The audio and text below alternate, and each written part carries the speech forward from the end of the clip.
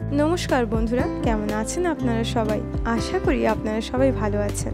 তো আর্মিস আজ আমি আপনাদের জন্য বিটিএস এর দুটো ইন্টারেস্টিং আপডেট নিয়ে চলে এসেছি। তো ভিডিওটা স্টার্ট করার আগে আপনারা যারা চ্যানেলে নতুন এসেছেন তারা প্লিজ চ্যানেলটা সাবস্ক্রাইব করে দিন, কারণ আমি এরকমই বিটিএস এর আপডেট ভিডিও বানাতে থাকি। প্রথম আপডেটটা হলো ভিকে নিয়ে। এই ভিডিওটা কয়েক ঘন্টা আগেই সোশ্যাল মিডিয়াতে ভাইরাল হয়ে গিয়েছে, কারণ আবার এই নতুন ভিডিওতে ভিকে এসটিটি ইউনিফর্মে কালো সানগ্লাস পরে থাকতে দেখা গেছে। এখানে ভিকে কিন্তু অনেকটাই হ্যান্ডসাম লাগছিল এবং ভিকে এসটিটি ইউনিফর্মে পেট্রোলিং করতে দেখা যায়। অনেক ফ্যান্সরাই বলছে যে এটা সেই 9 জুনের ভিডিও, কিন্তু একজন বিটিএস আর্মিস যার কিনা ফ্যামিলির কোনো মেম্বার ওই অনুষ্ঠানে গিয়েছিল, সেই আর্মিস সোশ্যাল মিডিয়াতে এই ভিডিওটা আজ শেয়ার করেছে। এই ভিডিওতে ভি তার ইউনিটের সাথে নিজের ডিউটি মানে পেট্রোলিং করছেন এবং এর থেকে বিটিএস ভি এর এই ভিডিওটা আবার 15ই জুন ভাইরাল হয়ে গিয়েছে।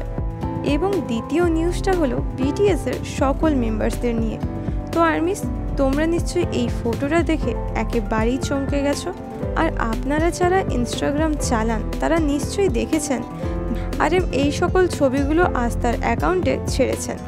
আমরা ফেস্টা ইভেন্টের পর আবার বিটিএস মেম্বার্সদের রিইউনিয়ন করতে দেখতে পেলাম, আর এর থেকে বোঝা যাচ্ছে যে বিটিএস মেম্বার্সরা এই ছবিগুলো 13ই জুন ফেস্টা ইভেন্টের পরে মানে 13ই জুন জিনের সকল পারফরমেন্স শেষ হওয়ার পর তিনি বাড়ি চলে গিয়েছিলেন এবং হয়তো বিটিএস এর 7 জন মেম্বার্সরা আবার দেখা করেছিল, কারণ সকল বিটিএস মেম্বার্স জিনের ডিসচার্জের জন্য ছুটি নিয়ে এসেছিল। হয়তো 13ই জুনও তাদের ছুটি ছিল। এতে মনে হচ্ছে জিন ফেস্টা ইভেন্ট শেষ করার পর হয়তো পুরো OT7 একসাথে রাত্রে ডিনার করেছে এবং পার্টিও করেছে। তো আর্মিস পুরো OT7কে একসাথে দেখার পর তোমাদের কেমন লাগলো এবং ভিকে এসটিটি ইউনিফর্মে কেমন লাগলো সেটা আমাকে কমেন্টে জানিও। তোমরা সবাই ভালো থেকো, সুস্থ থেকো, দেখা হচ্ছে পরের ভিডিওতে।